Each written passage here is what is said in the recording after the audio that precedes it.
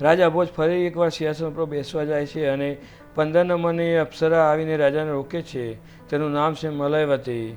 શુભ મુહૂર્તે સિંહાસન પર આરૂઢ થવા તૈયાર થયેલા ભોજને રોકતા મલયવતી બોલી, એકવાર રાજા વિક્રમ પોતાનો રાજપાટ પ્રધાનને સોંપી તીર્થયાત્રા કરવા નીકળ્યો. આ પ્રધાનને 2 રાણી હતી. એમાંથી નાની રાણીને પ્રધાન બહુ સ્નેહ કરતો, સતત પોતાની સાથે રાખતો. હવે બન્યું એવું કે એક ચિત્રકાર દરબારમાં આવે. એણે પ્રધાનને એકથી ચઢે એવા ચિત્રો દેખાડ્યા. બધા ચિત્રો એકદમ સજીવ લાગતા હતા. ચિત્રો જોઈને બધા દરબારીઓ મુગ્ધ થઈ ગયા. પ્રધાને પણ ચિત્રકારની કલાના વખાણ કરતા કહ્યું, તું જો મને મારી રાણીનું ચિત્ર બનાવી આપે તો હું માનું, અવશ્ય બનાવી આપું, પણ એ માટે મારે એકવાર તમારી રાણીને જોવી પડે. ચિત્રકારે કહ્યું. પ્રધાને પોતાની પ્રિય રાણીને એક ઝલક ચિત્રકારને દેખાડી. ત્યારબાદ ચિત્રકાર એકાંતમાં ચિત્ર બનાવવા લાગ્યો. ત્યાં કોઈ ન જઈ શકતું. 4 દિવસમાં તો ચિત્રકારે એવું બહુ ચિત્ર બનાવી આપ્યું કે જાણે સજીવ હોય. બધા વાહ વાહ કરવા લાગ્યા. પ્રધાન પણ ખુશ થઈ ગયો અને બીજા દિવસે ચિત્રકારને મોટું ઇનામ આપવાની ઘોષણા કરી. ચિત્ર મહેલે લઈ ગયો. મહેલે જઈ પ્રધાન ધ્યાનથી ચિત્ર જોવા લાગ્યો. ચિત્રમાં એની નજર રાણીની ડાબી જાંઘ પર પડી. જાંઘ પર મોટો તલ જોતો એ ચોંક્યો. વાસ્તવમાં એવો જ તલ રાણીની જાંઘ પર બરાબર એ જ જગ્યાએ હતો. પ્રધાન વિચારવા લાગ્યો કે શું ચિત્રકાર જોઈએ છે, જોયા વગર ચિત્ર કઈ રીતે બનાવ્યું. પ્રધાનને શંકા પડી. તરત ચિત્રકારને બોલાવ્યો. શું બનાવ્યું છે? તલ છે અન્નદાતા, તે તને ક્યાંથી ખબર? કઈ રીતે બનાવ્યું? ચિત્રકાર ચૂપ રહ્યો. મારી રાણીની આ રીતે તેની ક્યાંથી ખબર પડી? પાપી ચરિત્રહીન પારકી સ્ત્રીને જુએ છે. ક્રોધે ભરાયેલા પ્રધાને હુકમ કર્યો કે ચિત્રકારનું માથું કાપીને જંગલમાં ફેંકી દો અને એની આંખો કાઢીને મારી પાસે લાવો. હું એને જોડાથી મસળીશ. સૈનિકો ચિત્રકારને પકડીને જંગલમાં લઈ ગયા. ઇનામના બદલે મોત મળ્યું. જંગલમાં ગયા પછી બધા સૈનિકોએ મળીને નક્કી કર્યું કે રાજા વિક્રમ આવે ત્યાં સુધી ચિત્રકારની સજા ન કરવી. વિક્રમને બધી વાત કરી. એ જેમ કહે તેમ કરવું. એક સૈનિકે ચિત્રકારને પોતાના ઘેર રાખ્યો અને હરણને મારી એની આંખો આપી દીધી.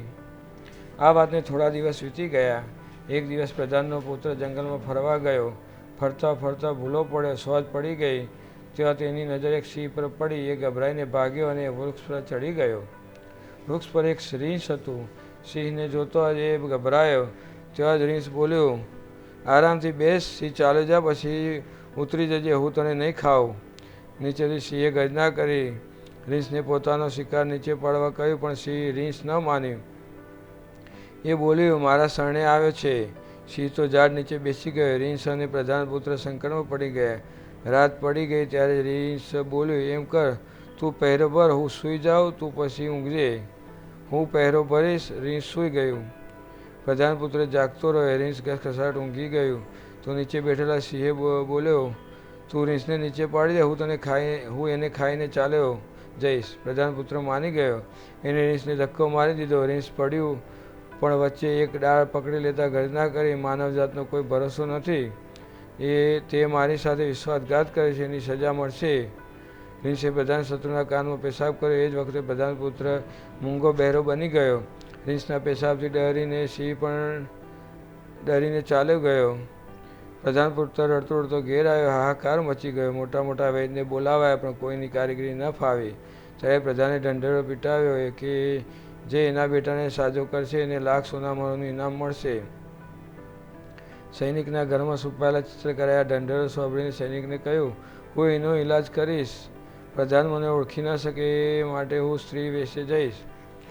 સૈનિક ચિત્રકારને પડદાવાળી વહુ બનાવી પ્રધાન પાસે લઈ ગયો અને કહ્યું, આ વહુ ઈલાજ જાણે છે, પણ એક શરત છે, આનું મોં નહીં જોવાનું. પ્રધાને હા પાડી. ચિત્રકારે પોતાના ઈલાજ દ્વારા પ્રધાન પુત્રને સાજો કરી દીધો. પ્રધાન ખુશ થઈ ઇનામ આપતા કહ્યું, જે કોઈ માગવું હોય એ માગ. ચિત્રકારે તરત પડદો હટાવી દીધો. પ્રધાન ચોંક્યો, તું? હા અન્નદાતા, તમે વિચાર્યા વગર મને મારી નાખવાનો આદેશ દીધો હતો.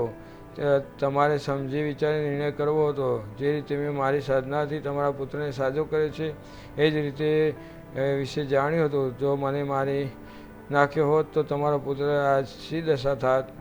ભૂલ થઈ ગઈ, ચિત્રકાર, ક્ષમા કર. પ્રધાને માફી માંગતા કહ્યું, રાજા વિક્રમ હોત તો કદાપી આવી ભૂલ ન થાત. હે રાજા ભોજ, તારામાં આવા ગુણ છે. આટલું કહીને મલયવતી આકાશમાં ઉડી ગઈ.